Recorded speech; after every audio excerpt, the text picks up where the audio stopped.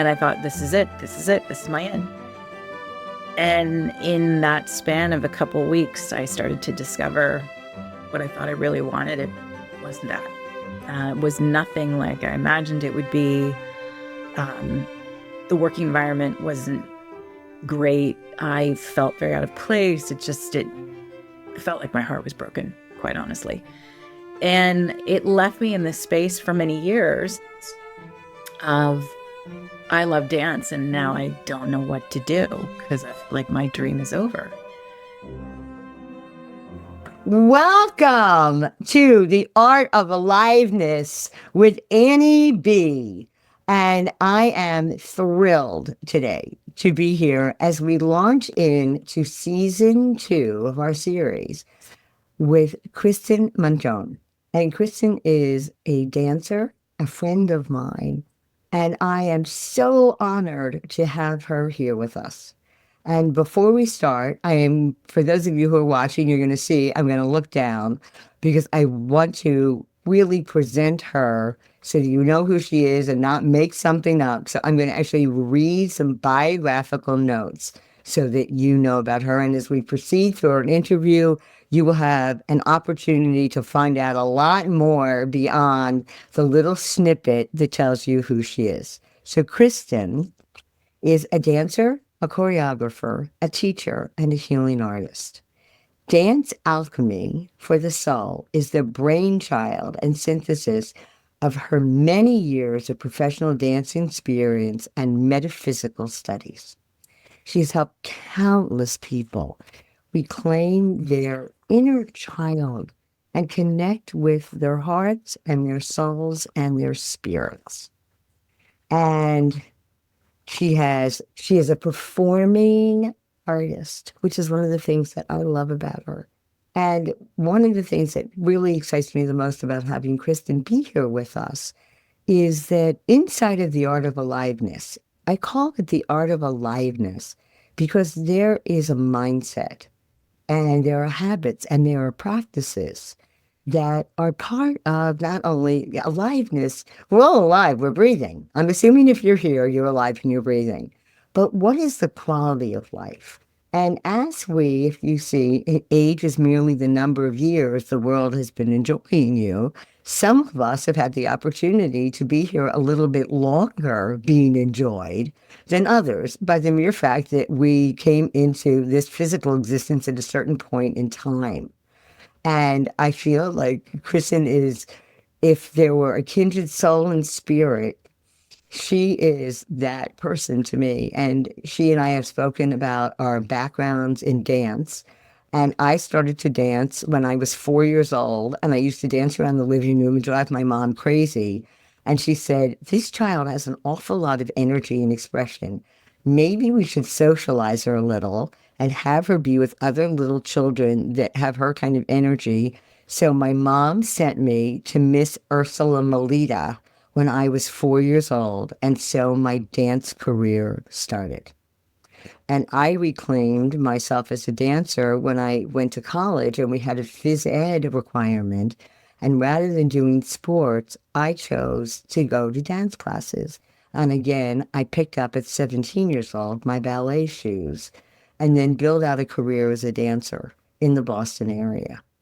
And Kristen's one of the only people that I know, at least in my recent past, that we compare notes. And it's like, you too? Oh my goodness. So, Kristen, with that, I'd love you. First of all, the question that I ask everyone that I speak with and I have on video, at this point in your life, because it changes, what matters to us changes with not only age. People, I think, a lot of times think that what matters changes with age. Well, it does. And a lot of times it changes with circumstances and situations and the people, places, and things around us. So I'm curious, and I know our listeners and our viewers are curious. At this point, what is it that matters most to you? Mm. Thank you, Anne, first of all, for the question and for the opportunity to be here and answer that question. The thing I would say that matters most to me, well, personally, it's dance. And The reason it matters to me is because it's been a thread through my life for most of my life. I started taking classes when I was, I believe, 9. And similarly, I was 3 years old and I wouldn't stop moving either in my parents' living room. And they held out until I was about 9. And then they said, okay, she's not going to stop. Let's give her lessons. Um, and what I have learned about myself, because I've had many different relationships with dance and the role it has in my life, is that when it is a part of my life, I'm happy. When it is not a part of my life, I am not happy. I am really, truly not connected to what I feel brings me most to life. That is my aliveness for me. What? And my mission, especially with my current offerings and what I'm doing, is to be a bridge for people, particularly for women, some men too, but I feel strongly about women because we all live and experience life in a body. We have an innate capacity for movement. It's our first language. And so our ability to connect with ourself, with our physical self, and also to feel good about it, to experience pleasure, freedom, joy, happiness. I say that's available to everyone. And that's really what I care about. It's so great. Thank you, Kristen. And one of the things about as we mature and our bodies change, there is a dynamic, and that's very much what I hear in that, that for me, as for you, whether it's dance or I call my training is in an art and quote unquote dance therapist. Well, a lot of that training is really movement therapy. And certainly there is a tremendous amount of documentation as we progress through life. I think a lot of times when people go into quote unquote retirement or that transitional stage in retirement in today's world, where it used to be 65, now with the way Social Security is, you opt out and you can go till 72. There's also, because our economy is so different, there's a lot of people that go into quote unquote retirement in their 50s. So our whole orientation to activity is very, very different, I think, than it was when, if it's Social Security was created when the life expectancy, why payouts or retirement was 65, because the life expectancy for the majority of the population was not 65. 65 today, people are retired. What do you mean retired? Why? What would I retire from? So there's something about dance and movement that are timeless and ageless for all of us. And as we mature, I think that, then again, we may talk about it more later, and I think that this is all things that get addressed in the new offering that you have, A Chance to Dance, is all of the research that's done about the stress relief and anxiety and all of the things that as we do mature, that are, it's a different kind of stress, different anxieties when you're 50 than when you're 70 or 80 or 90, or even when you're 100. And hopefully by the time you're 100, you're kind of like, okay, I'm here, I'm having a good time. And you don't worry about all that stuff. There are different worries. Every decade has its concerns. So I love how you shared that. And I'm curious if you would, and Kristen and I have talked about it, or I'm interested if you would, to share, like you said, you were 9 and you took classes. I took classes. I think when I hit junior high school is really when I stopped because I got into sports. But I always said I was never a Girl Scout or a Brownie, which is like in community service because I went to ballet school. So that was where I was hanging out. And then again, I picked up my dance shoes when I was 17. So you didn't. And Kristen shared a story with me, which I think is so pivotal about her years after high school. And if you would share that story, it is so inspiring. And one of my commitments is we're together, is that people get to know you for the foundation of you because we all build, I say, we all build on our journeys. Lessons learned, insights, experiences, things that we thought were the answer to our prayers. and then they turn out that they're an illusion. Like somewhere we drank the Kool-Aid and we thought if we only got that. And I think that's part of human nature. And, and I think again, as we mature, that we come back and we look over our shoulder and say, oh, if only I had, life would have turned out better. Well, I've learned along the way, it might not have. It would have turned out different, but we don't have it like different. We always have it like different would be better. So then it's a matter of choosing where we are. So I think you have some really great insights about that. And I would love if you would share that. Thank you. Absolutely. Well, my trajectory with that path, specifically with regards to dance, that once I started lessons and studying, I was quite consistent. It was, as I said, it was a theme. It's been a theme through my whole life. So lessons all the way through elementary, middle school, high school. I went to a performing arts high school, which was modeled after the FAME program, LaGuardia High School in New York. I grew up in New Jersey. And then I ended up being a dance major at college, at Smith College, and what they have called the five colleges. I left my junior year and I went to a dance conservatory in London. And as far as my mind had it, what the future looked like to me was joining a professional modern dance company. I was really a modern dancer. That was what I considered myself to be versus ballet, even though I was classically trained. And I found this one company when I was about 18, and I said, that's it. That's the company. That's the choreographer. That's what I want. That's my future. I'm going to dance and tour professionally until I can't anymore, and then I'll probably teach.